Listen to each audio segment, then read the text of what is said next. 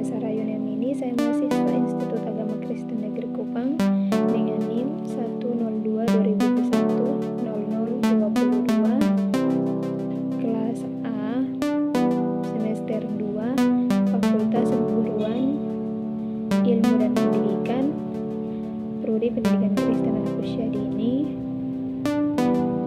mata kuliah Pendidikan Kewarganegaraan. Nah, di sini saya akan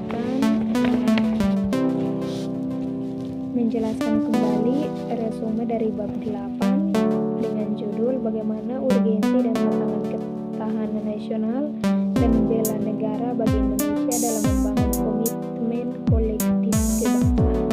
Nah, ketahanan nasional ini merupakan salah satu konsepsi kenegaraan Indonesia.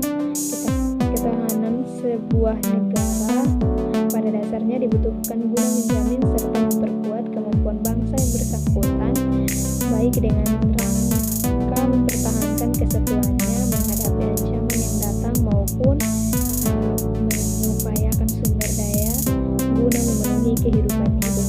Nah, dengan demikian ketahanan bangsa merupakan kemampuan suatu bangsa untuk mempertahankan persatuan dan kesatuannya, memperkuat daya dukung hidupnya menghadapi segala bentuk ancaman yang dihadapi sehingga mampu berlangsung kehidupannya dalam mencapai kesejahteraan bangsa tersebut. Nah, bagian A, menelusuri konsep dan urgensi ketahanan nasional dan bela negara. Istilah ketahanan nasional memang memiliki pengertian dan cakupan yang luas. Sejak konsep ini diperkenalkan oleh Lembaga Pertahanan Nasional Republik Indonesia pada sekitar tahun 1960-an, terjadi perkembangan dan dinamika konsepsi ketahanan nasional sampai sekarang ini. Nah, secara etimologi, ketahanan berasal dari kata tahan yang berarti tabah, kuat untuk menguasai diri dan tidak mengenal daerah. Ketahanan memiliki makna mampu yang kuat menghadapi bentuk tantangan dan ancaman yang ada guna menjamin keberlangsungan hidupnya, sedangkan kata nasional berasal dari kata nasion yang berarti bangsa sebagai pengertian politik. Bangsa dalam pengertian politik adalah persekutuan hidup dari orang-orang yang telah bernegara. Ketahanan nasional secara etimologi dapat diartikan sebagai mampu dan kuat dari sebuah bangsa dalam pengertian politik. Yang pertama, wajah ketahanan nasional. Indonesia, gagasan pokok dari ajaran ketahanan nasional adalah bahwa suatu bangsa atau negara hanya dapat mempertahankan keberlangsungan hidupnya apabila negara atau bangsa itu memiliki ketahanan nasional. Di sini ada 3 bagian. Bagian yang pertama yaitu bagian A, untuk tetap memungkinkan berjalannya pembangunan nasional yang selalu harus menuju ke tujuan yang ingin dicapai dan agar dapat secara efektif diletakkan dari hambatan, tantangan, ancaman, dan gangguan yang timbul dari luar maupun dari dalam. Maka pembangunan nasional diselenggarakan melalui pendekatan ketahanan nasional yang mencerminkan keterpaduan antara segala aspek kehidupan nasional bangsa secara utuh dan menyeluruh. Nah, bagian B, ketahanan nasional adalah kondisi dinamis yang merupakan integrasi dari kondisi tiap aspek kehidupan bangsa dan negara. Pada hakikatnya, ketahanan nasional adalah kemampuan dan ketangguhan suatu bangsa untuk dapat menjamin kelangsungan hidup menuju kejayaan bangsa dan negara. Nah, bagian C, ketahanan nasional meliputi ketahanan ideologi, ketahanan politik, ketahanan ekonomi, ketahanan sosial budaya, dan ketahanan pertahanan dan keamanan. Nah, ini terbagi lagi dalam 4 bagian. Yang bagian pertama, ketahanan ideologi adalah kondisi mental bangsa Indonesia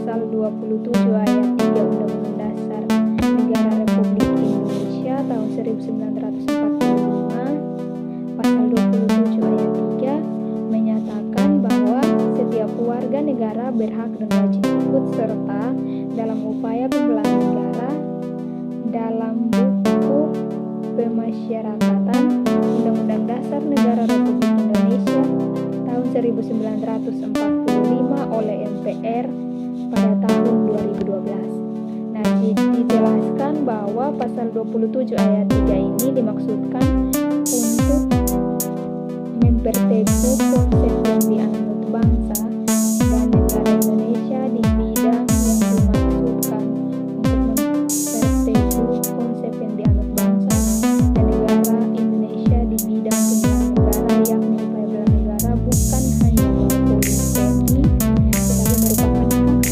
sekaligus kewajiban setiap warga negara. Bagian yang berikut yaitu bagian D, menanya alasan mengapa diperlukan ketahanan nasional dan bela negara. Nah, dalam lingkup kecil, ketahanan nasional pada aspek tertentu juga turut menentukan kelangsungan hidup sebuah negara. Nah, masih ingat pada tahun 1997 dan 1998, ketahanan ekonomi Indonesia tidak kuat lagi dalam menghadapi ancaman krisis moneter yang berlangsung pada krisis politik. Sebagaimana telah diuraikan sebelumnya, ketahanan nasional memiliki banyak dimensi atau aspek serta adanya ketahanan nasional berlapis. Nah, bagian C, menggali sumber historis, sosiologis, politik tentang ketahanan nasional dan bela negara. Nah, secara historis, gagasan tentang ketahanan nasional bermula pada awal tahun 1960-an di kalangan militer angkatan darat USSKAD yang sekarang bernama Sektor Sunardi pada tahun 1997. Masa itu sedang meluasnya pengaruh komunisme yang berasal dari Uni Soviet dan China. Pengaruh komunisme mengajar sampai kawasan Indochina, sehingga satu persatu kawasan Indochina menjadi negara komunis seperti Laos, Vietnam, dan Kamboja. Bagian D, membangun argumen tentang dinamika dan tantangan nasional dan bernegara. Pengalaman sejarah bangsa Indonesia telah membuktikan bahwa konsep ketahanan nasional terbukti mampu menangkal berbagai jenis ancaman sehingga tidak berujung pada kehancuran bangsa atau berakhirnya NKRI. Setidaknya ini terbukti pada saat bangsa Indonesia menghadapi ancaman komunisme tahun 1945 dan yang lebih aktual menghadapi krisis ekonomi dan politik pengalaman Yugoslavia ketika menghadapi ancaman penjajahan tahun 1990-an. Namun demikian, seperti halnya kehidupan individu yang terus mengembang, kehidupan berbangsa untuk mengalami perubahan, perkembangan, dan dinamika yang terus-menerus, ketahanan nasional Indonesia akan selalu menghadapi aneka tantangan dan ancaman yang berubah.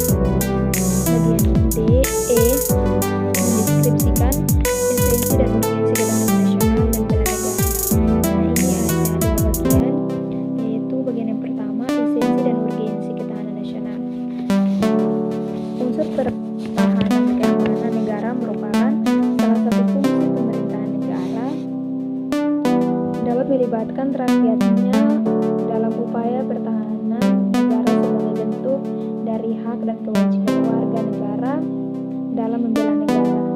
Nah, bangsa Indonesia dewasa saat ini menetapkan politik pertahanan sesuai dengan Undang-Undang Nomor 3 Tahun 2002 tentang pertahanan keamanan negara. Nah, pertahanan negara Indonesia bersifat